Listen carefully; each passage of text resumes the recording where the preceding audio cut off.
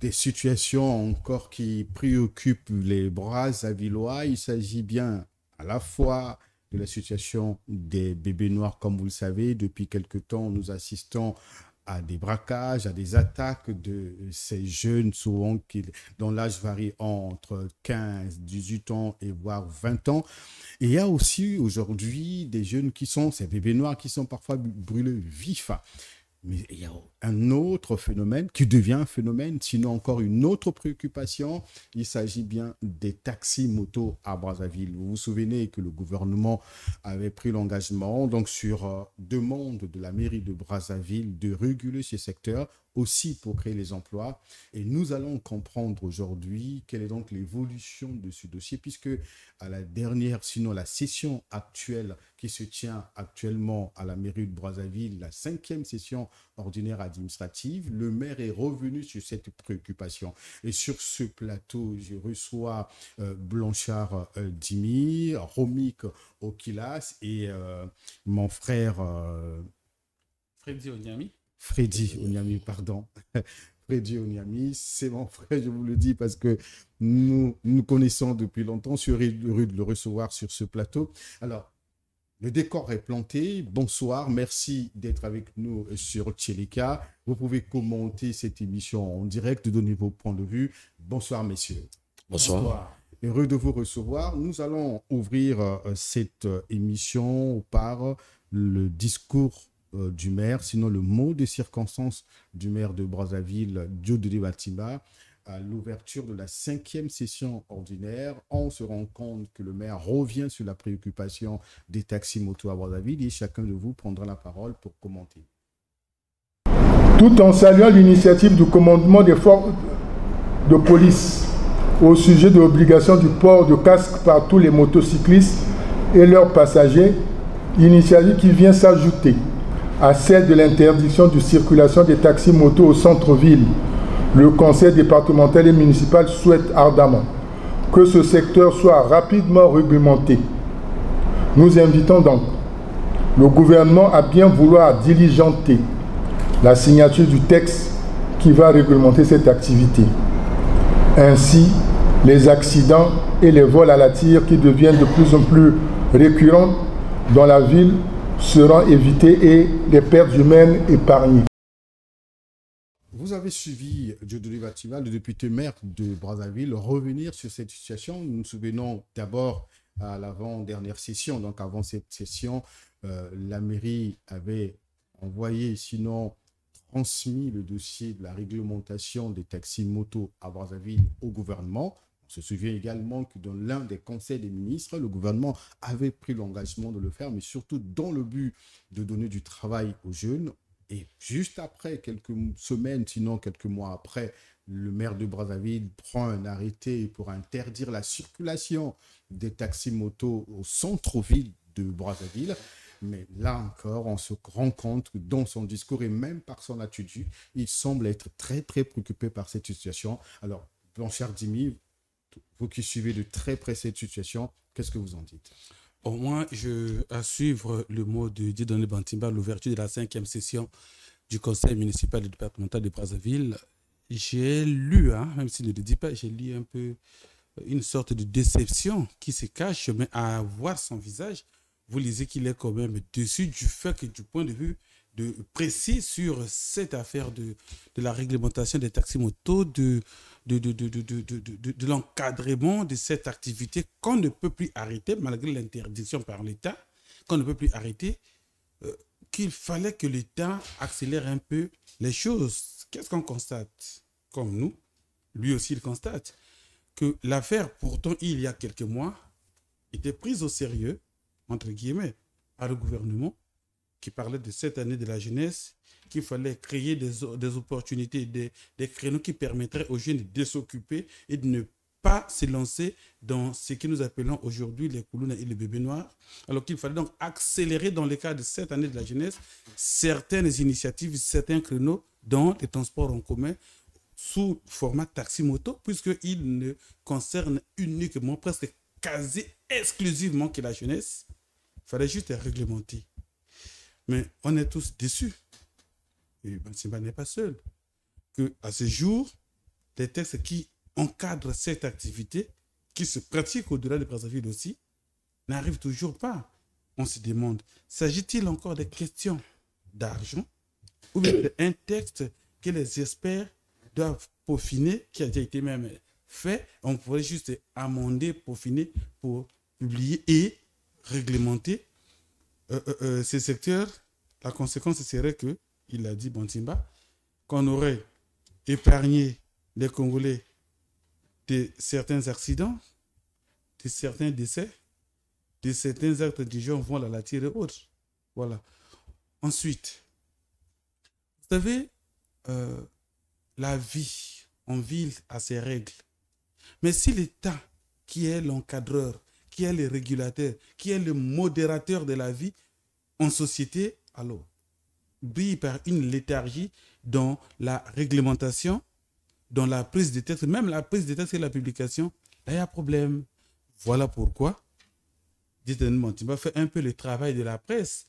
Tant que les problèmes existent, on en parle toujours.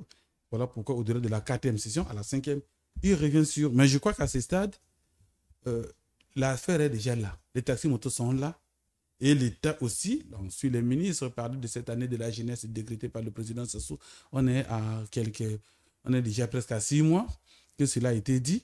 Alors, il faut, dans le cadre également de l'occupation des jeunes, il faut, dans le cadre également de la création des emplois, même si ça peut paraître précaire au niveau des taxis-motos, mais c'est de l'emploi. Alors, donc, dans ce contexte, le gouvernement a l'obligation, sinon le devoir et l'impérieux devoir républicain d'accélérer les choses. Voilà, Blanchard Dimi le dit, je tiens juste à vous préciser qu'au Congo, donc jusqu'ici, donc les grandes agglomérations, donc surtout Brazzaville, Pointe-Noire, le commerce, sinon les taxis-motos sont interdits. Et c'est pour cette raison, parce qu'aujourd'hui, pratiquement, c'est une bonne partie des jeunes qui font du taxi-moto. Et parmi ces jeunes, on constate même qu'il y a ceux qu'on appelle aujourd'hui des bébés noirs ou des Kuluna qui en font leur activité commerciale pour survivre. Et donc, le gouvernement, voulant donc donner du travail aux jeunes, surtout arrêter ce phénomène d'une manière ou d'une autre, avait décidé sur donc demande de la mairie de Brazzaville de réglementer ce secteur. Et jusqu'aujourd'hui, c'est même la raison de l'interpellation du maire. Rien ne se fait alors que le texte, comme dit le maire de Brazzaville, a été soumis au gouvernement. Alors, Freddy Onyami, vous avez suivi le maire de Brazzaville et vous êtes aussi l'un des observateurs de la société. Vous pratiquez Brazzaville et même d'autres villes. Et qu'est-ce que vous dites, vous, de la réaction du maire ? Alors, comme tout le monde ici, j'ai lu un certain malaise dans l'attitude du maire parce que il est quand même le citoyen numéro 1 de la ville. Donc, ceux qui sont concernés, ce sont les populations de la ville où il est maire quand même. Mm-hmm.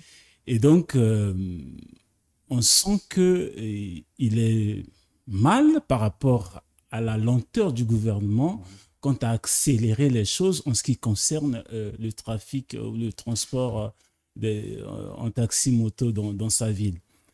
Alors, au-delà de ça, ce souci s'explique par le fait qu'il faut arriver au stade où se trouve le phénomène, il faut arriver finalement à le formaliser, à le réglementer, parce qu'on n'a pas d'autre choix. Aujourd'hui, au stade où se trouve le phénomène des taxis-motos, c'est toute une économie qui s'est créée, c'est des familles qui vivent dessus, c'est des jeunes parfois licenciés qui ont trouvé de quoi gagner un gagne-pain. Alors, comment faire? Le gouvernement ne peut pas reculer sur une telle question. Et aujourd'hui, on a le bonheur d'être dans une année dite de la jeunesse. Alors, profitons-en pour trouver là un moyen de créer de l'emploi, donc de réglementer un secteur où les jeunes qui y sont déjà trouveront de quoi vivre demain avec leur famille. Donc, le malaise du maire se comprend et s'explique par rapport à toutes ces raisons-là. Voilà. Romy Kokilas, comme Dimi d'ailleurs, vous menez des enquêtes sur des questions social. Souvent, vous travaillez sur tout ce qui touche aussi la mairie de Brazzaville. À en croire Dimi et Freddy Onami, on constate quand même que le maire est préoccupé. Est-ce que c'est justifié, sa préoccupation? Naturellement, il faut dire clairement que c'est une vieille préoccupation pour le maire, quand vous avez l'occasion d'échanger avec lui. Le premier citoyen, comme vient de le dire mon frère Onyemi, quand il arrive, il prend les affaires en main, le réflexe naturel, c'est de constater l'état et l'esprit de la ville. Et comme le font tous les Brazzavillois d'ailleurs. Et donc, quelque part, il avait constaté, il faut le dire comme ça, permettez-moi, que la jeunesse était à la quête de l'emploi. Parce qu'il faut se poser la question, pourquoi ce phénomène, cyclomoteur par exemple, gagne la ville? Et qu'est-ce qu'il faut avec? C'est pour gagner la vie. Faut-il éradiquer le phénomène comme avaient pensé certaines autorités? Non, il a pensé qu'il fallait réglementer. Mais pour le faire, il fallait interpeller le gouvernement qui avait à charge de le faire. Mais l'interpellation date. Parce que même les populations même se disent mieux réglementer au regard de la situation du transport brazzavillois. Parce que c'est des gens qui atteignent tous les recoins de la ville de Brazzaville. Mais ça tarde à venir, voilà tout le problème. Et ensuite, en tant que maire, il sait que l'État va gagner là-dedans. Parce que ces jeunes utilisent les artères publiques, les artères de l'État. Il suffit de réglementer, réorganiser ce secteur, il y aura plusieurs avantages. Or, lorsqu'on établit un fichier pour tous ces jeunes, il y a la maîtrise du personnel travailleur. Ça, c'est un. Donc, les enquêtes peuvent être faites s'il y a bavure ou bien crime à travers ces jeunes. Deuxièmement, il y a la rentabilité puisqu'ils vont payer les taxes. Et du coup, la conséquence au niveau du gouvernement, on aurait donné de l'emploi, comme a dit Ernest Dimi. On aurait sécurisé la ville avec ces jeunes. Et on peut travailler même avec ces jeunes un peu plus haut, suivez mon regard, voyez-vous. Mais lorsqu'un tel secteur est abandonné, qu'il n'est pas réglementé, on ne sait pas qui fait quoi. La conséquence, c'est sur le maire. C'est sur la mairie. Parce que l'activité a lieu dans le périmètre urbain. Malheureusement, le maire n'a pas ce pouvoir. Donc, il faut que le gouvernement réglemente. Malheureusement, quand le gouvernement prend l'initiative, on se dit, tous on applaudit. Et il y a ceux qui sont allés plus loin pour dire, mais oui, mais il faut le dire, dans toutes les grandes villes du monde, il y a le taxi-moto, ce que nous appelons taxi-moto. Ce sont d'autres des scooters, d'autres des motaristes. Vous arrivez à, par exemple, la gare du Nord. Faites attention, vous allez voir des motaristes. Vous demandez la course, ils vous font la course. Mais tellement que nous sommes coupés, on pense que c'est n'importe quoi, non. Quand l'État n'arrive pas à répondre aux besoins d'emploi au niveau des jeunes, mieux que l'État récupère ce secteur qui est déjà en activité, le réglementer, ça fera de l'emploi, ça va apporter beaucoup à l'État. Malheureusement, ça tarde à venir. Donc, c'est dire que quand nous suivons le maire dire ces choses, en fait, c'est pour plusieurs fois encore qu'il vient de le dire. Et je le lis avec une certaine fatigue, permettez-moi, une façon de dire, j'ai trop dit, il faut qu'on le fasse parce que nous savons ce qui se passe dedans. Quand le crime se développe dans ce domaine, on interpelle le maire. Et pour terminer ce volet, le maire travaille avec la police de Brazzaville. Mais le maire a le pourcentage des accidents causés par ces cyclomoteurs. Et quelque part, il est interpellé. Donc, lorsqu'il pense qu'il faut réglementer, c'est pour régler plusieurs problèmes à la fois. Enrichir les caisses de l'État, créer de l'emploi aux jeunes, ce qui rime avec la politique du chef de l'État, sécuriser le pays au même moment. Il faut que le gouvernement fasse vite. Parce que lorsque nous suivons les réseaux sociaux, nous voyons ce qui se développe. Le crime, ce n'est pas toujours à ce niveau. Le crime est même au niveau des taxis. Le crime est au niveau de tout le monde. Mais les taximens sont réglementés. Il y a des immatriculations. Donc, l'urgence est de réglementer pour que le gouvernement gagne au moins pour ces 2 ans qui restent pour dire nous avons créé de l'emploi. Voilà, Blanchard dit, est-ce qu'il y a vraiment urgence à réglementer? Il y a urgence, je vais vous donner un détail. Oui. Fortuna, je ne sais pas si parmi nous, il y en a qui, à leur jeunesse, n'ont pas connu le chômage après des études. À notre époque, on faisait les ligablos. Vous connaissez les ligablos? C'est une boutique portable. Voilà. Donc, on vient le matin, on ouvre, on place les cigarettes, les bougies et tout. Et c'est ça qui nous a permis de gérer les chômages à l'époque. Mais c'est des époques passées avec la multiplication des petites boutiques et autres. C'était dépassé. Aujourd'hui, les chômeurs se recyclent en attendant d'être peut-être entrepreneur ou d'être pris quelque part à travers ces créneaux, y compris les taxis motos. Donc, l'urgence s'impose pour l'État de le réglementer. Il aura résolu, les problèmes de l'auto-emploi parce que il y en a qui ont leur propre taxi moto. Donc, il est entrepreneur et agent. Puisque chez nous, la loi, le droit du code du commerce reconnaît une entreprise unipersonnelle. Donc, tu peux être toi-même patron et agent de ton entreprise. Voilà. Donc, on aura créé de l'entreprise. Il pourra à la longue en créer, élargir, puisqu'il va voir que une moto appelle la deuxième, appelle la troisième, et il deviendra patron. Et c'est comme ça qu'on va... Si chacun à son niveau, au niveau tel que vous le faites ici sur la chaîne Tchédika Média. Alors, si je vois, il y a des jeunes qui sont de l'autre côté là-bas en train d'être occupés. Alors, si chacun à ce niveau peut utiliser 2, 3, 4 jeunes au chômage, nous également le fait sur notre groupe. Oui. Alors, je crois qu'on aura aidé l'État qui n'arrive pas à éponger lui-même les 100 000 ou les 10 000 emplois qu'il a promis pour cette année. Donc, c'est l'État lui-même qui est plutôt gagnant. Voilà, c'est même les aspects sécuritaires. Effectivement. Oui. Puisque les aspects sécuritaires, nous avons des accidents. Quand on aura, j'ai suivi, c'était une association comme ça à Gamboma avec un monsieur que j'ai oublié le nom, je ne sais pas, Hugues, quelque chose comme ça, alors, qui avait organisé une session de formation pour les taxis motos. Ça, c'est des initiatives qui viennent de l'extérieur, mais l'État. Ça permettra, d'ouvrir des écoles de conduite en auto, pas des auto-écoles, mais des moto-écoles. Voilà. Ça sera aussi de l'emploi qu'on aura créé, puisque ces moto-écoles auront des encadreurs, auront du personnel, auront à payer des taxes. Oui. Il y aura aussi des permis de conduire. Voilà. Tout ça, c'est une chaîne d'emploi qui va être créée. Alors, ça aidera le gouvernement à éponger les déficits en termes d'employabilité ou d'occupation des jeunes. Ça, c'est voilà pourquoi je dis, que ce soit au niveau des taxes, que ce soit au niveau des accidents, que ce soit au niveau de la formation de l'emploi, c'est l'État qui est le véritable gagnant dans cette histoire. Je parle de l'État, en fait, je voulais parler du gouvernement, parce qu'il a eu une politique pour la jeunesse. Il y a quelques jours, j'avais accompagné le ministre Golondele en reportage à Aubéville. Oui. Voilà. C'est bien de créer là-bas, on va encadrer, on va former, oui. Mais si on peut multiplier à côté d'Aubéville, il y a aussi des choses pour les taxis motos et pour les autres secteurs. Je crois que l'État sera le plus grand gagnant dans cette affaire. Voilà.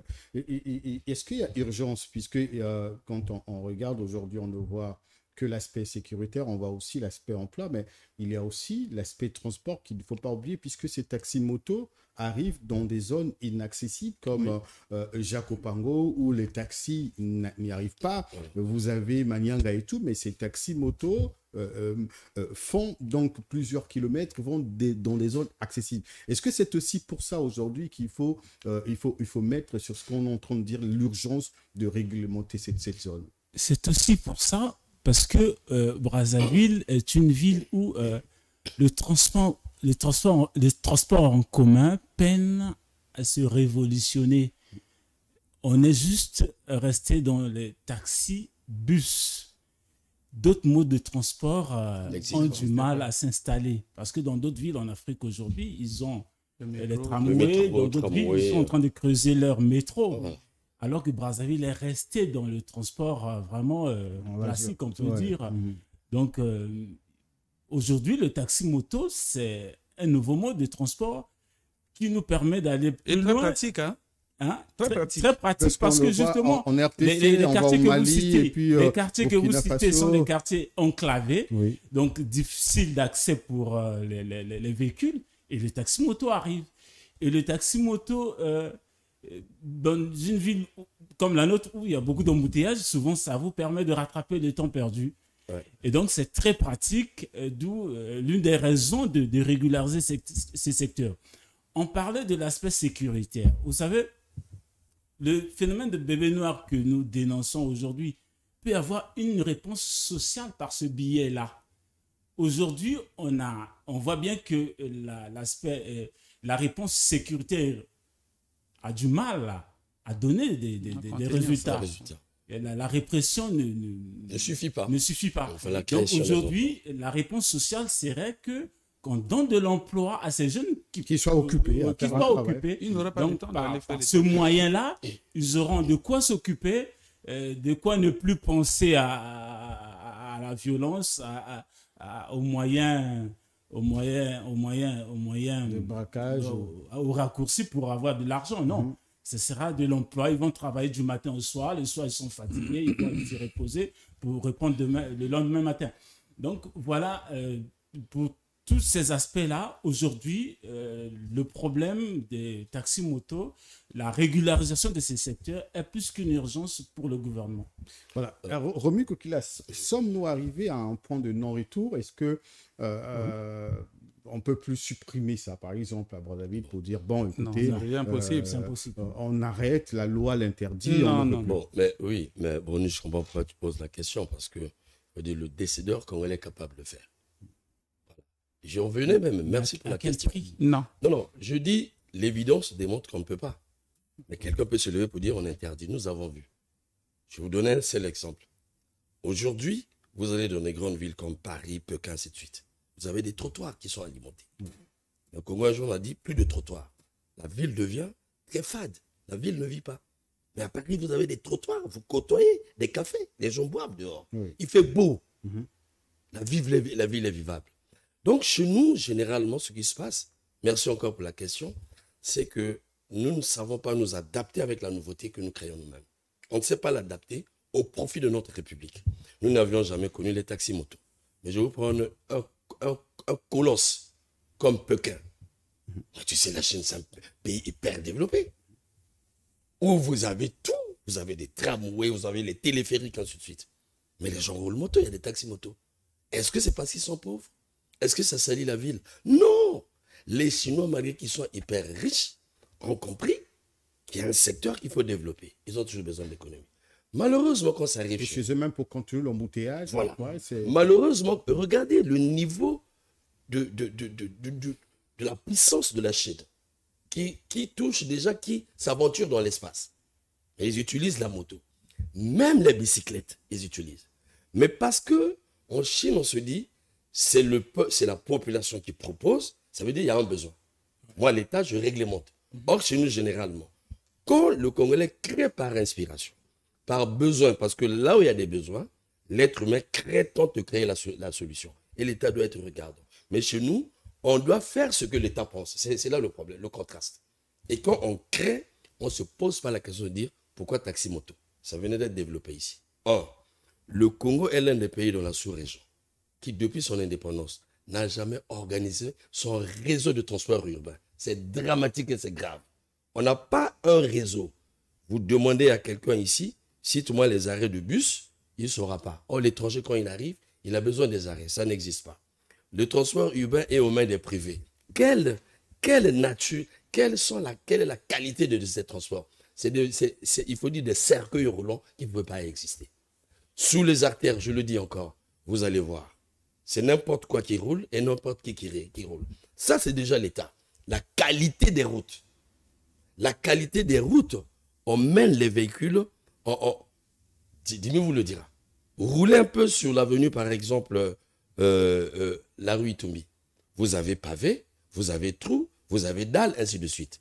Donc, Bitume aussi. tout ça, à côté, la ville n'est pas construite. Pour une petite ville comme Brazzaville, vous avez Kaunga inaccessible, Kangambandi inaccessible, même Jacques Opango inaccessible, Fingidi là, inaccessible, Domaine inaccessible. Mais voilà, mais c'est là où vivent les populations. La ville, le centre de la ville est vieux. Vous avez des vieux quartiers, Poto, Mwenze, ainsi de suite, c'est des vieux quartiers. Donc, la population se multiplie, il faut qu'on atteigne la périphérie. L'État ne pense pas. Alors, lorsque je vois une autorité, s'il vous plaît, je ne sais pas pour quel effet dire, il faut arrêter avec la pratique des taximotos. Je dis, mais ce n'est pas possible. Il est en déphasage avec sa société, parce qu'il a une caisse, il a des voitures. Mais c'est le même qui va garer sa voiture, par exemple, à Thomas Sankara pour aller à une veille à Kaunga. Ce n'est pas sérieux. Moi, je souhaite, en tout cas, penser comme le maire de la ville, qui a compris le besoin de la population, atteindre son but, de réglementer ce secteur, il serait très préjudiciable pour un responsable congolais comme ils font toujours. Non, il faut interdire. Donc ça veut dire nous n'avons pas l'esprit de la créativité. Le Congolais ne peut pas créer. On regarde la difficulté. Il faut rester. Mais on n'a pas de schéma. Donc, si le Congo, comme on ne va pas se répéter, c'est un secteur à réglementer urgemment parce que le crime a intégré ce secteur. Voilà. Je voudrais ajouter quelque chose sur l'aspect sécuritaire parce que nous vivons tous à Brazzaville, nous pratiquons le même voie. Alors, il arrive que vous arrivez à un rond-point, vous êtes dans un taxi, dans une voiture, vous êtes prioritaire, mais le taxi moto qui arrive voit qu'il y a le feu rouge, mais lui ne s'arrête pas. Il risque de créer même, parfois il crée l'accident, mais parce qu'il n'est pas formé. Or, si on avait réglementé, il saurait que moi, avant de me mettre sur la route et pratiquer les taxis moto, je dois d'abord avoir mon permis. Et le permis est donné par rapport à la maîtrise du code de la route. Voilà. Donc, quand on fait tout ça, alors on aura réglé des situations, on aura évité des accidents. Oui, mais Blanchard dit, mais oui, vous parlez déjà d'action, vous le faites bien. Est-ce que parce qu'à Brazzaville, les gens le déplorent, hein, qu'il y a des accidents pratiquement tous les jours à Brazzaville, à cause de ces motocyclistes, vous l'avez dit, qui ne maîtrisent pas le code de la route. Est-ce qu'à cause de ces accidents, avec cette peur qui monte de plus en plus au niveau de la population, est-ce qu'il ne faut pas supprimer les taxis moto à Brazzaville? Non, la suppression, regarde, il est interdit d'interdire. Voilà. Il faut plutôt réglementer. Il faut encadrer. C'est la même chose. Est-ce que nous, aujourd'hui, on peut dire que parce que sur Internet, les gens vont dans tous les sens et le pays va supprimer l'accès à l'Internet, ça devient une impossibilité absolue. Personne ne vous comprendra à travers le monde et même les animaux ne peuvent plus. En fait, au stade actuel, l'État, il faut s'adapter. Et devant le fait accompli. Et malheureusement, chez nous, l'État regarde. Et laisse faire. Voilà. Or, son rôle, c'est de réguler la vie en communauté. Puisque les taxis moto, on ne peut plus interdire, alors pour éviter les accidents, pour permettre à ceux qui les exploitent de gagner de l'argent, pour permettre aussi à l'État de gagner de l'argent, on établit le code, on établit les itinéraires, on établit les endroits où ils doivent circuler, on établit les taxes. Chacun est gagnant.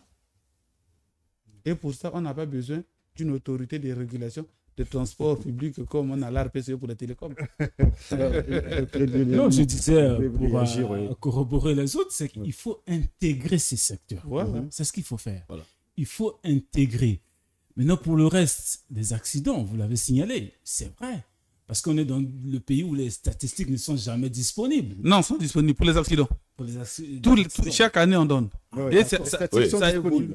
C'est disponible. À la DGTT, les statistiques sont disponibles. Même à la centrale de police. Et après, c'est criant et c'est choquant. Oui, c'est grave. Mais à ce moment, donc, c'est une raison de plus d'intégrer ces secteurs-là dans nos modes de transport. On en a déjà, mais il faut mettre un autre à côté. En l'occurrence... Voilà. À propos, il y a la Direction générale des transports terrestres à travers son hub digital qui a déjà tout prévu.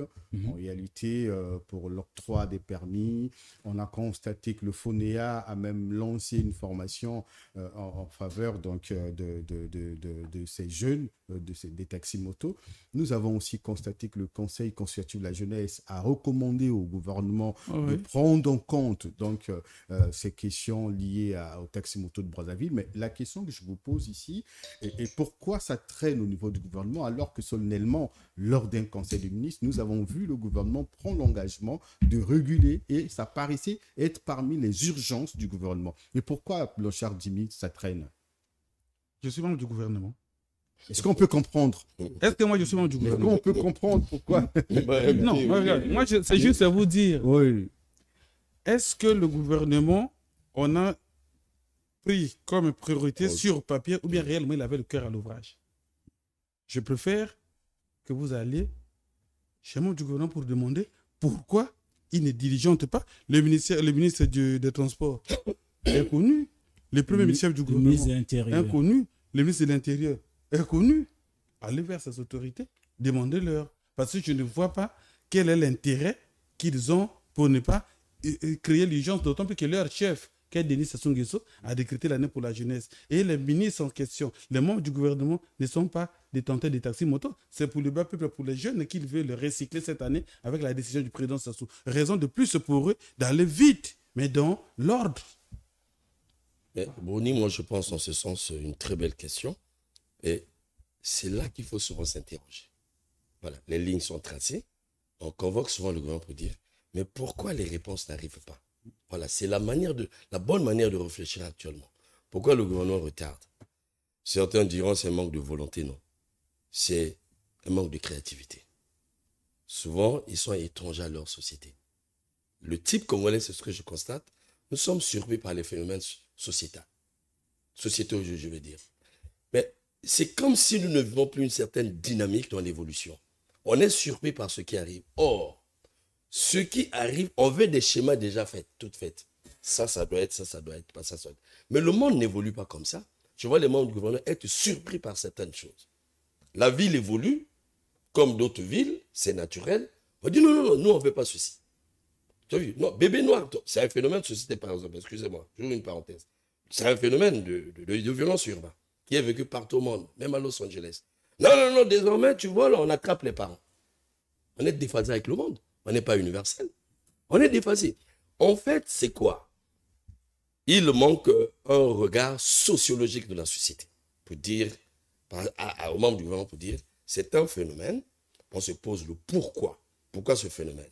Quand un ministre essaie de se poser cette question, même le ministre des Transports, il aura la réponse lui-même. Pourquoi nous n'avons pas... Moi, je pense le contraire. Attendez d'abord, nous n'avons pas... Non, nous n'avons pas assuré le transport au Congolais. Conséquence, cette pratique est née. Mais comme la pratique vient comme pour nous aider, qu'est-ce qu'on fait? On résout le problème. Mais comme cette pratique n'a pas toujours existé au Congo, les gens sont fixés aux vieilles manières de transport, aux vieilles transports. Pour dire, bon, si les taxis motos ne passent pas, sont regardés ailleurs. C'est là où j'ai dit que les gens ne sont pas universels. En fait, c'est un problème d'inadaptation. Il faut s'adapter à la nouvelle donne. Ce qui vous arrive, ce sont les réponses de votre société. On essaie de réfléchir. Est-ce que c'est profitable à nous? C'est tout ce qui manque. Moi, je voudrais dire le contraire, de sens où Remik a voulu justifier que l'État, en réalité, constate les faits et veut comprendre encore le fait. Non, il ne le comprend pas. C'est ce que je veux lui dire. Je crois qu'aujourd'hui, on est devant le fait accompli. Et il appartient à l'État non plus de comprendre le phénomène, mais de l'encadrer. En attendant qu'il puisse par la suite... Mais il faut qu'il le comprenne. Aujourd'hui, on cherche... Est-ce que le gouvernement prend l'engagement officiellement oui. S'il vous plaît. Alors, vous croyez qu'aujourd'hui, on peut encore arrêter les phénomènes taxi-moto? Non. Est-ce qu'ils ont compris l'intérêt? Alors, vous avez vu, il y a une fois, ils ont déjà fait 2 grandes manifestations. Ils ont bloqué un jour les transports à l'arrêt Bongonouara. Oui. Et ensuite, c'était une marche au lycée Thomas Sankara, ils déversaient la saleté sur le chemin. Alors, c'est un truc qui nourrit des milliers et des milliers, sinon des millions de Congolais, peu importe la manière. Donc, aujourd'hui, le gouvernement est aidé même par les populations qui se sont prises en charge en exploitant un créneau parce qu'ils cherchent l'emploi, ils cherchent à se déplacer, tout ça. Mais le gouvernement a tout à gagner, je le redis, à organiser d'urgence ce secteur. Oui, on aurait même appris, selon quelques informations sur le terrain, que c'est grâce aussi sinon à cause de ces taxis-motos, que là, on n'a réellement pas constaté l'impact négatif de l'augmentation du carburant. Sinon, s'il n'y avait pas ces taxis-motos, peut-être ce serait incroyable avec les demi-terrains à Brazzaville. Voilà. Alors, pourquoi est-ce qu'on peut comprendre l'attitude du gouvernement? Bon, je pense un peu comme M. Remik, c'est difficile de se mettre dans la tête d'un ministre. Le gouvernement prend quand même l'engagement au Conseil des ministres. Hein, justement, c'était parmi les urgences. Je pense que, au risque de ne pas prendre la place des membres du gouvernement, c'est qu'on a des autorités, semble-t-il, qui ne sont pas tout à fait en phase des changements sociétaux qui se produisent. Parce que le phénomène tel qu'il existe chez nous à Kinshasa, il est beaucoup plus développé. À côté de nous. Ils ont fait même des publicités, des qualités moto. C'est à nos autorités de comprendre que c'est tout bénéf pour le gouvernement, avec tout ce que tout cela peut créer en termes d'emploi et en termes de redevance, parce qu'ils devront payer des taxes, ainsi de suite. Et puis, voilà. Donc, ce que ça peut créer en termes d'emploi, je disais. Et puis, tout le reste. Mais s'il te plaît, lorsque nous développons, nous évoquons souvent une raison que j'entends du côté de la police, du côté de certaines autorités pour justifier la mise à plat de ce secteur, accident. Voilà. L'impression qu'on donne, c'est comme si c'est le seul secteur qui crée des accidents. Or, lorsque les voies sont réglementées par l'État, on met fin aux accidents. Les accidents, vous en avez même dans les avions, même dans les bateaux, tout ça. Nous en avons fréquemment au niveau des chauffeurs des véhicules. Mais regardez le réseau routier congolais. Aucun inspecteur de police, je le dis bien. Vous n'avez que des routiers au niveau des ronds-points. Un chauffeur peut s'arrêter en pleine voie avec des usagers. Il s'arrête, il bloque la circulation, il embarque des clients, il est parti. Mais qu'attendez-vous d'un cyclomoteur?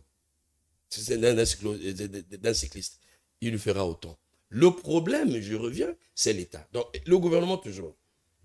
Est-ce qu'on peut comprendre que c'est à cause de l'absence même de réglementation qu'aujourd'hui, la mesure prise par le maire d'interdire les taxis-motos au centre-ville n'est pas respectée? Je crois que c'est l'une des principales causes, sinon c'est la principale cause. Pourquoi?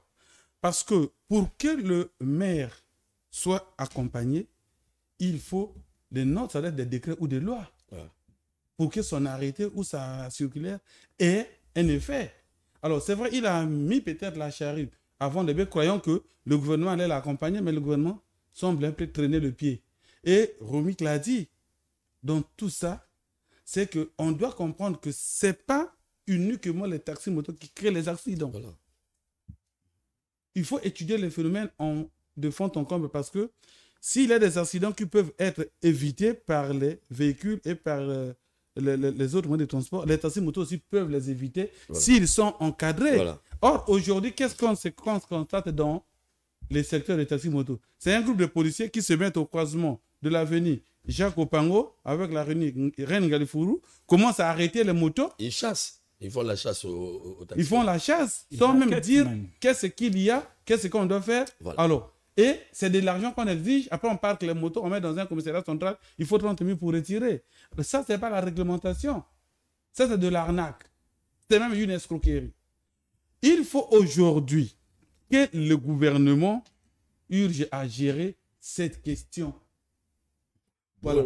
Parce que s'il ne le fait pas, alors, les taxis-motos ne font pas que les accidents contre les taxis-motos contre les hommes, il y a aussi les véhicules. De la même façon qu'il a la léthargie dans l'encadrement des chauffeurs, encore que là-bas, il y a la loi. Mais il faut qu'il ait la loi, sinon on va aller de mal en pire parce que les phénomènes des taxis-motos, peut-être vous vivez dans d'autres quartiers comme Bakongo et autres qui, dit-on, ça n'existait pas. Mais à le faire, le reportage dans la zone du Thémis de Mikalou, à l'ICI à Massengo, à l'académie, vous voyez que les gens sont plus sur les taxis-motos parce qu'ils n'ont pas de place dans les voitures.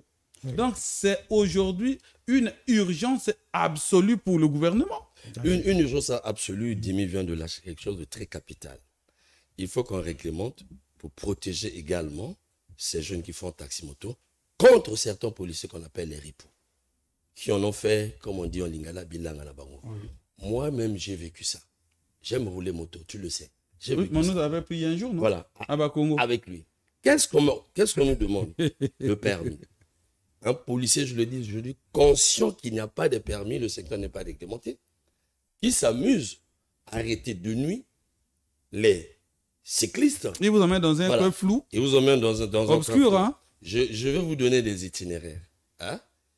L'avenue Marien Gwabi, à Mungali, derrière le marché de Mungali. Ils sont toujours là. Vous avez un policier qui se cache. C'est comme s'il attendait un adversaire. Il n'apparaît que lorsque la moto est là. Ça roule en BJ en regardant l'attitude des gens. Si c'est un Ouara, on s'arrête. Je sais ce que je dis.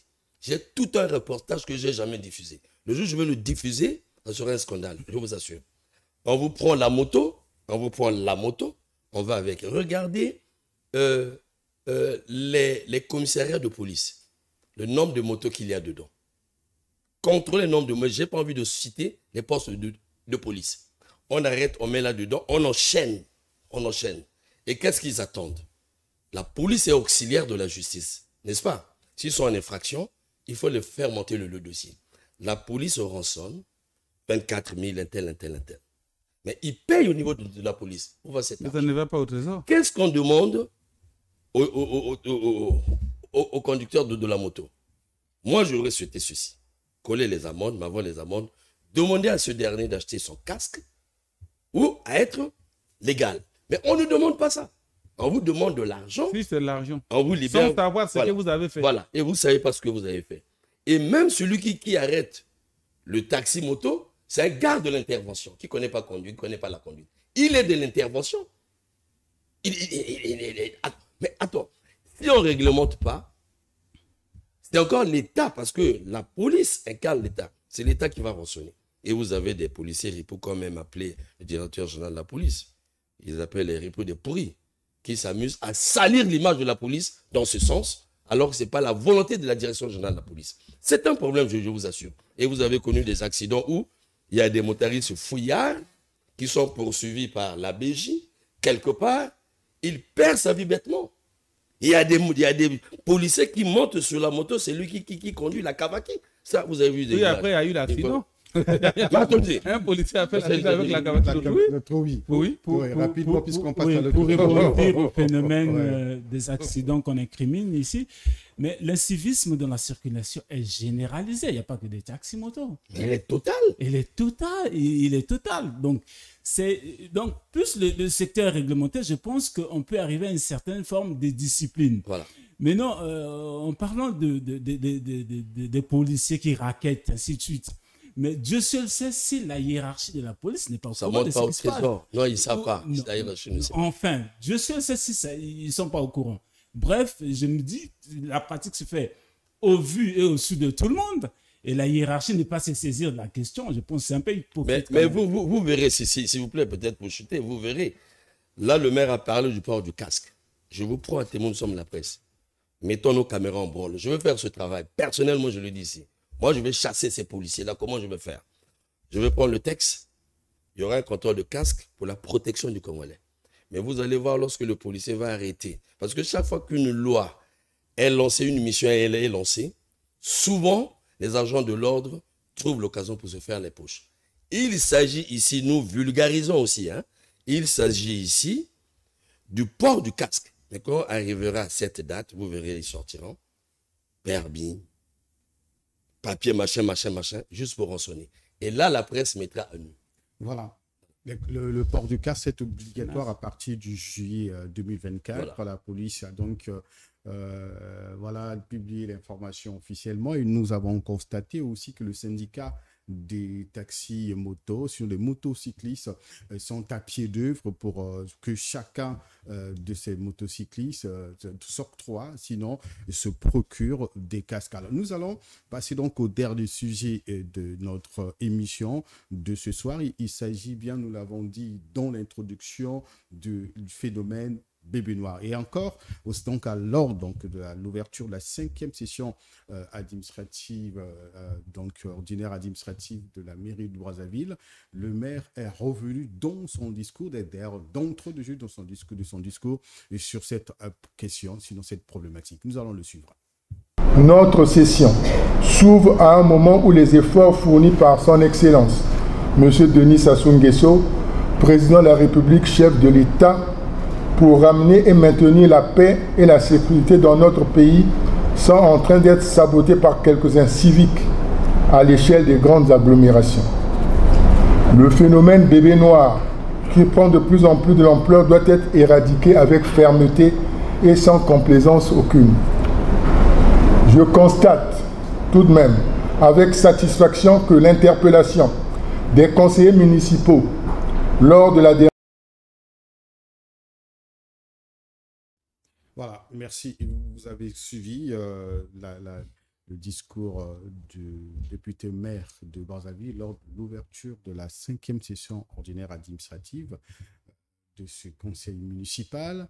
Il dit que la paix, comme le président de la République, son Excellence, Denis Sassou Nguesso aime bien le dire, la paix chèrement acquise est aujourd'hui perturbée par les bébés noirs. Qu'est-ce que vous en pensez, Blanchard Dimi? J'aimerais bien vous entendre. Nous le vivons au quotidien. Tu es au boulot, on te dit non, il faut courir, aller chercher les enfants à l'école, parce que les bébés noirs sont en train d'exécuter des gens, de poignarder des gens dans la zone où tes enfants fréquentent. Voilà. Je vois Dieudonné Bantimba, pas seulement comme autorité politico-administrative, pas même de Brazzaville. C'est un père de famille. Parce qu'en réalité, les Brazzavillois sont ses enfants. Il voit que parmi ses enfants, il y en a qui mettent d'autres en difficulté. Or, on ne peut pas accepter, un père ne peut pas accepter qu'une minorité de sa famille mette en péril la majorité.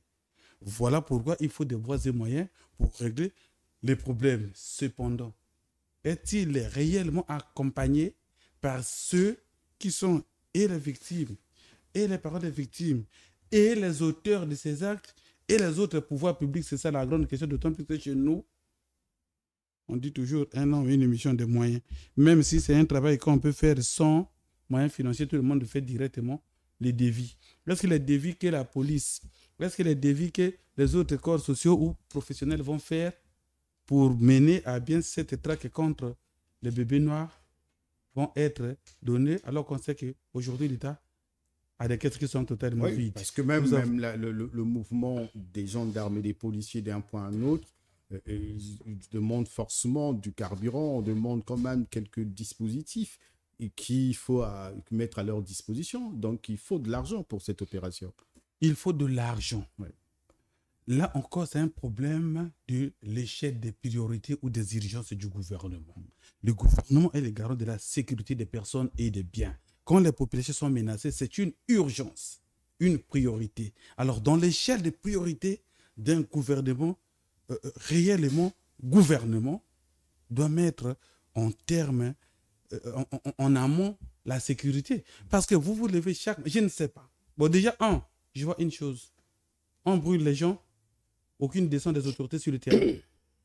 On brûle les gens, aucune descente des autorités sur le terrain. On kidnappe les gens, aucune descente. J'ai l'impression que les autorités sécuritaires de ces pays sont en train d'abandonner un secteur et laissent le peuple faire ce qu'il peut faire. Et le peuple, quand c'est comme ça, quand le peuple s'organise à se défendre, on va aux excès. Vous savez, c'est quand même aberrant. Aujourd'hui, on brûle quelqu'un. Non, vous voyez les gens acclamer et on vient filmer. Et on voit des mineurs filmer, Oui. Et tout le monde est là. Tout le monde est applaudir. excité, tout ça, applaudir. Ouais. Mais c'est grave les répercussions mentales qu'on va avoir, les répercussions psychologiques qu'on va avoir, psychosomatiques qu'on va avoir dans 5-10 ans sur ces enfants. Ça c'est rapide parce qu'un enfant de 10 ans qui revient de l'école à midi, à la ferme, on brûle un homme. Et les yeux excités, il sera traumatisé. Il trouve ça normal en fait. Et il peut pratiquer. Et il ne va plus faire la différence entre le film et la réalité. Et demain, si c'est tout dans une histoire, on ne va pas être étonné. Vous avez suivi comme moi qu'à Dolisie, 3 adolescents au lycée, je vois c'est Dolisie 3, ont pris leur collègue de classe parce qu'il avait un téléphone cher qu'ils n'avaient pas, sont partis les tuer. Parce qu'aujourd'hui, tuer quelqu'un, c'est tout le monde vit ça. Voilà. Voilà. Donc ça devient banal. Voilà pourquoi j'ai dit il faut l'accompagnement d'abord des services. Il faut que nos autorités sécuritaires se montrent qu'elles sont préoccupées. Parce que vous voyez chez les autres, un citoyen, un poignardé dans une rue là-bas à Évry, non. Même Macron descend. L'écho, c'est juste en Afrique. Chez nous, on ne demande pas que le président se parte sur le terrain. Mais quand même, le ministre de la Sécurité de la République. Moi, je ne veux plus parler du procureur parce que les gens croient que je suis contre lui. Donc, quand ils voient le juge crier, les suites ne sont pas connus. On l'a vu quand même faire la ronde. Mais la ronde, c'est quoi? Là, on a parqué les bébés noirs. Avec un peu de caméras. Oh là là, regarde. Moi, j'ai dit qu'aujourd'hui, la plupart de nos autorités ne sont plus des gouvernants, ce sont des influenceurs. Ils font du buzz sur le net. Et vous voyez que ceux qui publient leur sortie dans ces eaux, où on montre les Koulouna parqués comme du bétail dans des salles de classe, comme des moutons, ça c'est les vidéos qui ont plus de vues et de plus j'aime. Et les autorités sont excitées quand ils lisent. C'est le buzz. Ils sont un peu dans une Mais sorte regarde, de marketing dites-moi, politique. quelle est la solution apportée par Okongaka quand il a visité les bébés noirs parqués comme du bétail dans les trucs de la Tchémé? La solution c'est quoi? Ça change quoi? On se souvient bien aussi, quand il a pris ses fonctions, il avait organisé une descente sur le Mais terrain. c'est ça. Non, Ça, c'est le buzz de moi, mon je frère. pense On que- cherche la solution. Moi, je pense que c'est toute une chaîne. Dans ce sens, il faut être honnête pour dire les choses. Tu sais, le phénomène bébé noir, c'est un phénomène qui a démontré les limites de l'État congolais. Je sais pourquoi je le dis. Au-delà de tout, la vie est sacrée. C'est pour la première fois dans ce pays qu'on transforme la vie en bétail, Oui. qu'on banalise la vie et on banalise la mort. Vous venez de le dire. On brûle un bébé noir, c'est un enfant qui sort en face de l'école, qui prend de l'herbe que tu lui dis, Mati Tsangoyo. Il donne de l'herbe à Pour quel âge? brûler quelqu'un. En fait, il y a une transmission de ce phénomène au niveau même des Congolais. Hier, ces bébés noirs faisaient peur, les populations attendues, mais l'absence de l'État et du gouvernement a fait en sorte que le Congolais a compris que l'État n'existe, l'État est mort, comme dit Nietzsche. L'État, ce ne sont pas les hommes. Souvent, quand nous le disons, après, vous avez des coups de fil. Je leur apprends que l'État, ce n'est pas eux.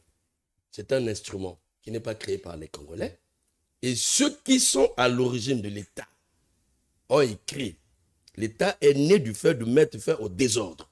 À l'anarchie. C'est ça la raison d'être de l'État. Mais quand nous vivons le désordre, nous interpellons l'État pour dire, mais lorsque la vie humaine est touchée, il n'y a plus un autre péché. Mais lorsqu'on banalise, on dit, il faut le dire, l'État n'existe plus. Je le dis, hein, qu'ils aillent lire ces textes-là, les pères créateurs de l'État, fondateurs de l'État. Maintenant, en ce moment-là, qu'est-ce qui se passe?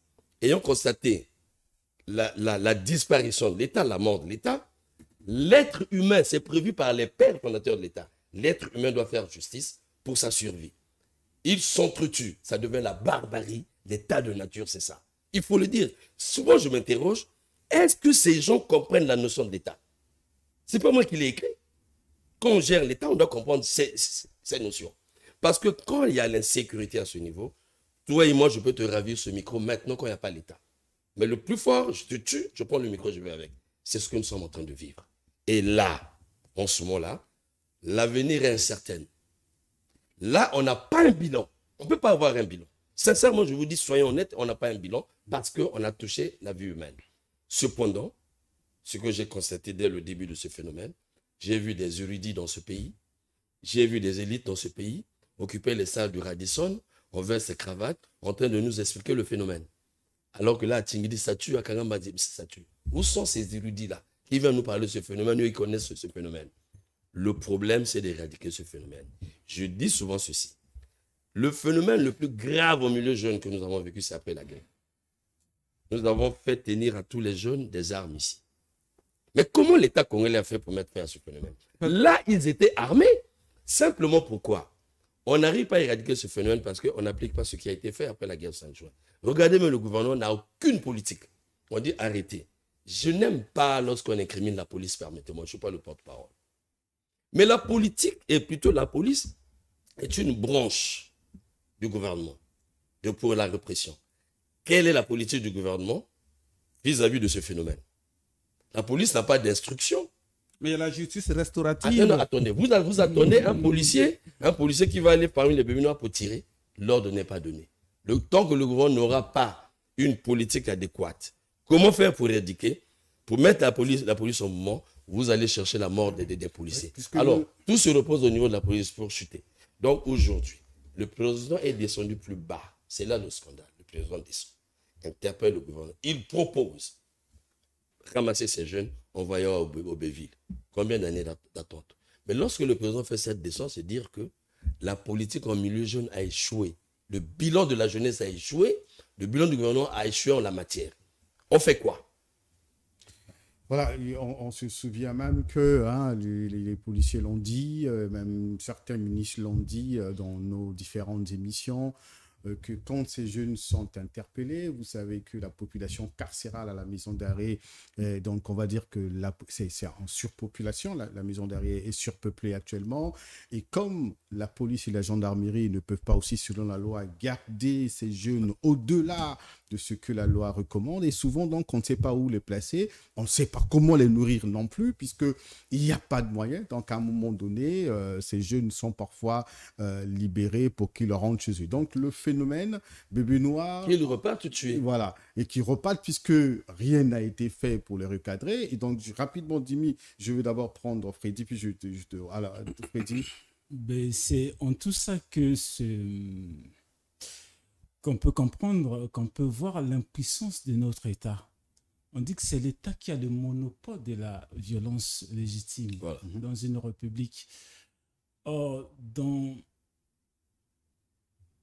la circonstance, on a l'impression que la police va en retraite et les bébés noirs occupent le terrain.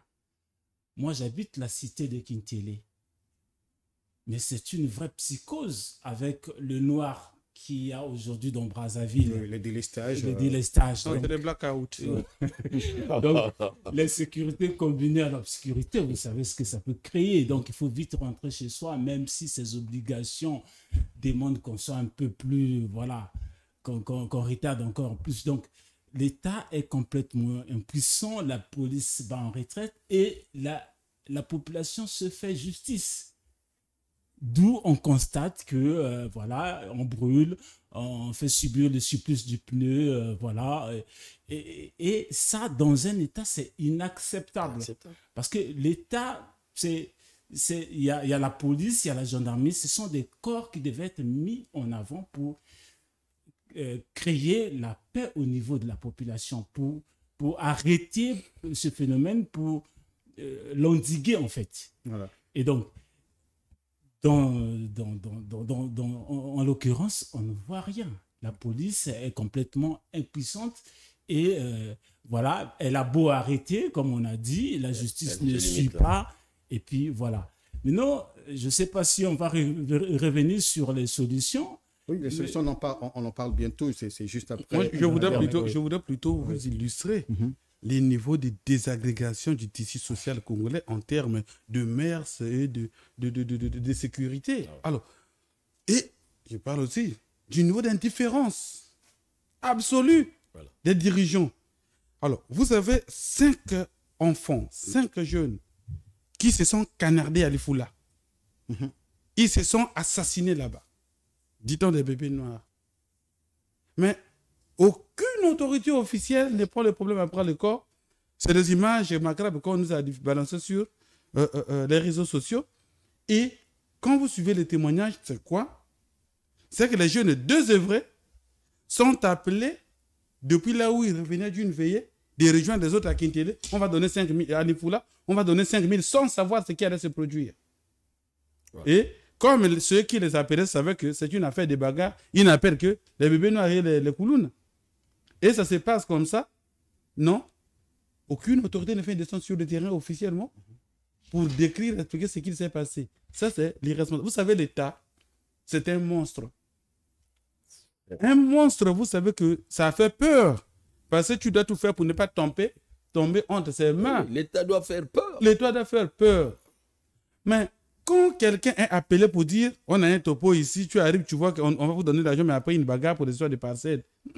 Ça, l'État va m'arrêter, non? Tu fais semblant d'aller ruiner. Tu fuis. Mais notre État ne fait plus peur parce qu'on sait qu'on va aller là-bas. C'est au Kongaka qui vient vous visiter. Et puis quelques jours, on va vous lâcher. Et vous revenez pour faire les mêmes choses. Vous repartez, ça devient comme un cycle. Tom et Géry. Est-ce qu'on peut comprendre aujourd'hui un peu la réaction de Dieudonné Batimba? Une dame nous disait il y a quelques jours que, d'ailleurs, Freddy l'a dit tout à l'heure, à Brazzaville, les gens vivent dans la piscose totale. Vous ne vivez plus librement, vous ne pouvez plus aller en boîte de nuit, à la fête, et rentrer tard. Et surtout, si vous êtes dans les zones périphériques, et même ceux qui sont en plateau de 15 ans, Mukondo, personne aujourd'hui ne vit librement, vous n'êtes les Brazzavillois. Et est-ce qu'on peut comprendre que le maire est préoccupé par le fait que sa ville, dont il aujourd'hui à la charge, ne vit presque plus? Effectivement, nous l'avons interviewé le premier jour qu'il a été investi. Nous avons eu la chance d'échanger, nous avons eu la chance de l'écouter. Là, on vient de l'écouter. Ça, c'est lui qui parle. Par expérience, voyons Brazzaville d'avant et Brazzaville de Batimba. Mais un maire est limité. il n'a pas la politique nationale. Mais Bantsimba table sur des questions d'ordre national. Le crime est national aujourd'hui. Mais tu vois que dans le périmètre de Brazzaville, il veut sauver la ville. Et ce n'est pas aujourd'hui qu'il le dit. Il le dit depuis fort longtemps. Mais il n'y a pas de répondant. Mais cependant, il se dit un jour, il aura un bilan qu'il aura du mal à supporter parce qu'il manifeste sa volonté. Ça, il faut le dire. La volonté du maire se manifeste depuis longtemps sur ce phénomène. Mais qui doit répondre à cela? Le maire n'a pas une armée. Le maire n'a pas des spécialistes en la matière, il n'a pas ce pouvoir. Mais il sonne l'alerte au gouvernement de la République. C'est une question sécuritaire. C'est une question éducationnelle. C'est une question sociale. Lorsque les Congolais ont crié, quand le maire vient ajouter tel que nous avons suivi, il faut que le gouvernement se dise, le patron de la ville quand même a parlé. Ils sont gouvernants dans la ville de Brazzaville. Je me pose souvent la question, gouverne-t-il? Est-ce qu'il gouverne réellement? Parce que gouverner, ce n'est pas accepter ces phénomènes. Et lorsque le maire monte, ça veut simplement dire, le maire a au regard de lui le chrono. Le mandat du président est à plus 2 ans de la fin. 2 ans de la fin. Pour quel bilan sur ce phénomène? C'est pas 18 mois. Voilà. Tu vois. Et l'année prochaine, c'est 18 mois. Et l'année prochaine, c'est une année de transition. Ouais. Après, nous allons rentrer dans les... Quand vous parlez de transition, faites allusion à l'organisation des Donc, élections. il voit la feuille de route et se dit, mais merde, nous n'avons pas pu mettre fin à ce phénomène. Et à côté, il a la maîtrise de la sécurité de la ville, je vous dis, la police est sous le maire. Il a un compte rendu, il a la fiche de la police chaque fois. Mais il comprend la gravité de la situation. Il a le pourcentage. Est-ce que les ministres sont non? Je ne pense pas. Donc, quand le maire fait une telle sortie pour un vieux phénomène, c'est franchement, je dis, bon, je ne dirais pas le ras-le-bol, mais une façon de dire, faisons quand même quelque chose, comme pensent les Congolais. Alors, Freddy, on va terminer. Hein. Que vous soyez à bord d'un véhicule, que vous soyez sur votre moto, vous n'êtes pas toujours à l'abri, même Non. pour ceux qui sont à pied. Nous avons vu des vidéos qui ont circulé où quelqu'un arrive devant sa parcelle, sur la moto, bien sûr, voulant entrer chez lui. Il a été attaqué. Ils ont beaucoup de pratiques aujourd'hui pour même intégrer dans des domiciles des gens. Est-ce qu'aujourd'hui, on peut comprendre le ras-le-bol? Est-ce qu'on peut le dire ça? Ou encore la préoccupation, on va dire, soit encore la déception du maire? Absolument. Aujourd'hui, on voit que ces jeunes ont multiplié des modes opératoires pour pouvoir arriver à leur fin. Alors, c'est regrettable parce que on est en face de quelque chose qui n'est pas encore du grand banditisme. Parce que dans certaines villes dans le monde, Haïti ou même en Afrique du Sud, dans certaines villes, oui. Les bandits emploient les mêmes armes que la police. Et la police, pour arriver souvent, doit être... Voilà. Et donc, Mais déjà, à Gamboma, il y a eu un jeune, qui avait une arme. Aller-retour. Voilà, c'est comme ça qu'on l'a fait. Voilà, ça commence à prendre une autre dimension. Donc, d'où la raison de chercher à arrêter le phénomène dès maintenant là. Maintenant qu'ils ont développé d'autres intelligences, il faut essayer d'arrêter. Et le maire, on peut le comprendre. Parce qu'une ville, en tant que maire, quand la ville qui est sous votre autorité ne vit plus, s'il faut le dire ainsi, mais ça vous interpelle au premier dire, chef. comme il a dit, que ça la vous paix est interpelle parce que la la vie de la ville, ouais. C'est le jour, c'est la nuit. Ouais. Parce que la nuit, il y a aussi une autre... Parce que la ville n'est pas sous couvre-feu, voilà. donc chacun pouvait entrer à n'importe quelle heure quand il... Voilà, je me souviens aujourd'hui, de certains discours difficile. du président Sassou à l'époque, opposant, qui disait on pouvait dormir même dehors, sans être inquiété. Oui. Mais aujourd'hui, je pense que sous sa présidence encore, cette paix est troublée. C'est pire que... C'est-à-dire vous ne pouvez plus fêter dans la rue, vous pouvez passer du temps avec... On peut plus se sentir... Vous voyez, Fortuna, je vais vous faire un autre... On fait du siège là où j'ai mon entreprise de presse. C'est un samedi après-midi, en pleine dot, pendant que la cérémonie tire vers la fin. Non, mais c'est des bébés noirs, je sais pas si c'est des couleurs de bébés noirs, qui font irruption. Et se mettent à casser, à poignarder les gens, tout ça. Comme des cow-boys. Et on n'a pas su jusqu'à aujourd'hui, personne ne sait qui était là, pourquoi ils sont venus casser les histoires des gens.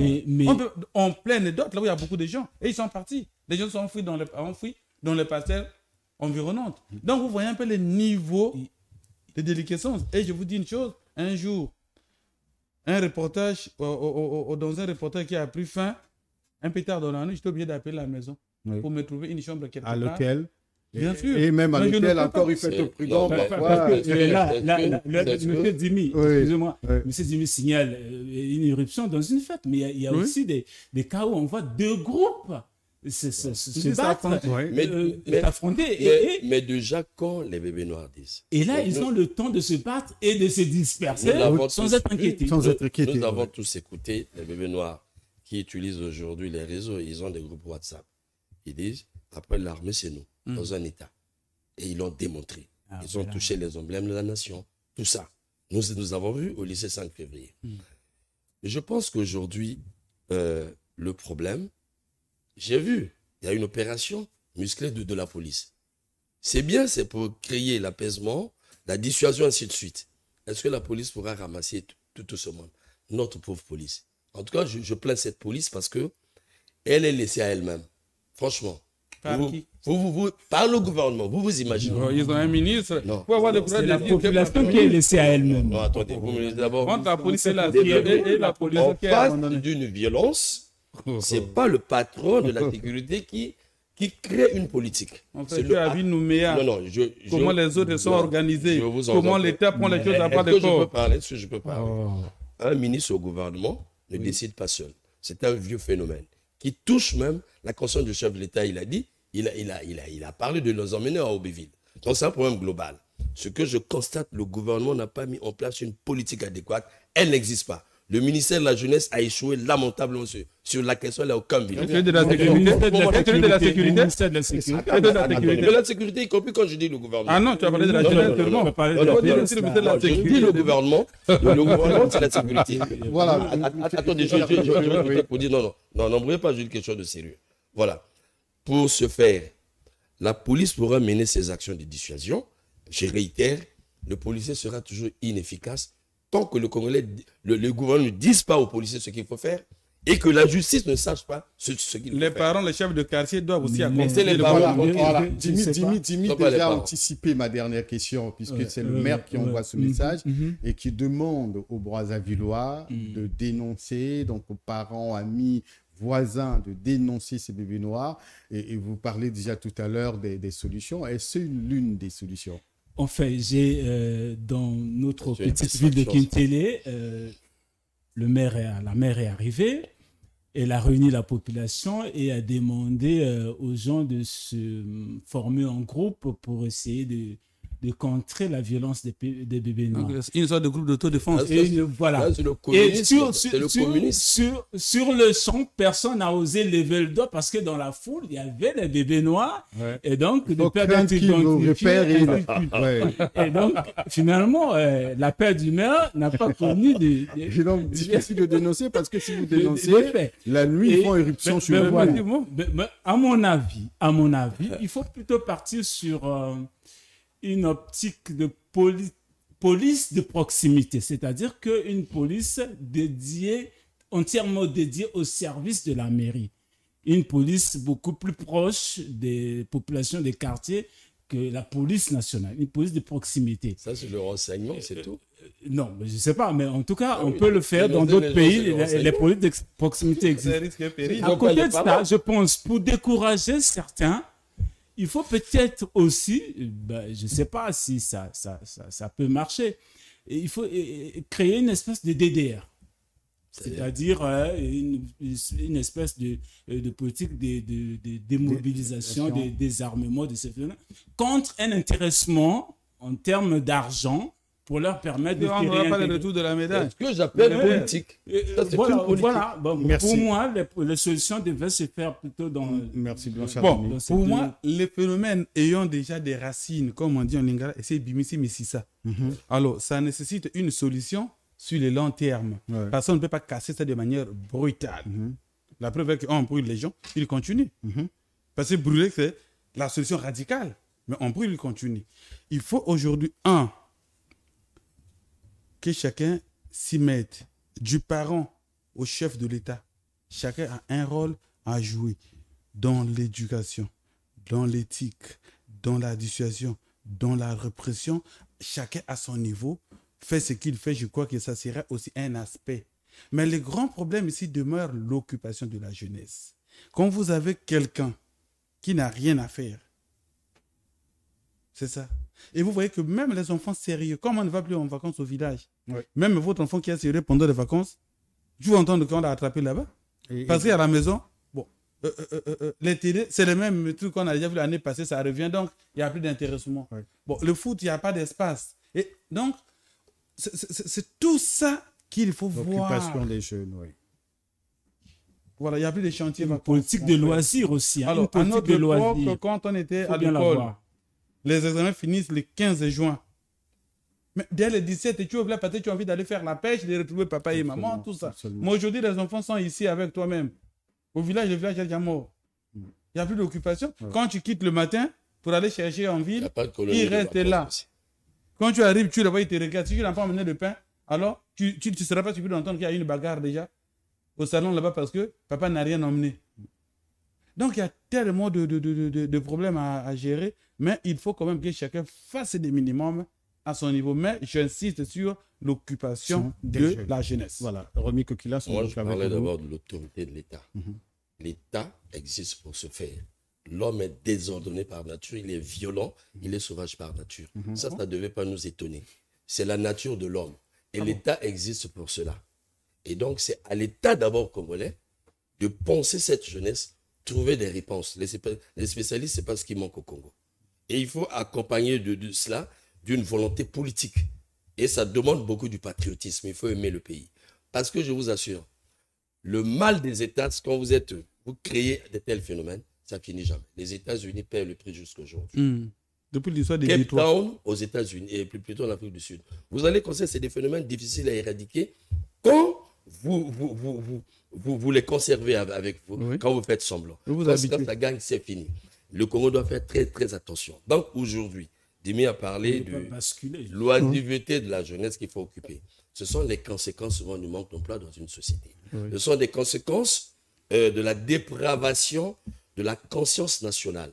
Le Congo n'a plus une conscience nationale. C'est chacun qui pense à sa manière. On ne sait pas penser dans un même sens. C'est ça le problème. Bon, maintenant, lorsqu'on interpelle les parents, je me dis, ça, c'est aussi trahir les compétences de l'État. En Europe, on n'interpelle pas les parents. Les parents servent d'enquête. Le citoyen est dirigé par l'État. Dès qu'il est bébé, il est dirigé par l'État. Je ne sais pas quelle solution on peut trouver. L'État doit trouver ses solutions. Merci. Voilà. Nous sommes arrivés à la fin de ce dictionnaire politique. Blanchard Dimi, Romy Kokilas, Freddy Oniami, nous avons parlé aujourd'hui des questions qui touchent directement la jeunesse, la sécurité sociale, la sécurité civile et routière. Merci de nous avoir suivis. Merci surtout d'être fidèle à Tcheleka Media et merci aussi à toute l'équipe qui nous a permis d'être avec vous ce soir. Le rendez-vous est pris pour la semaine prochaine. Merci.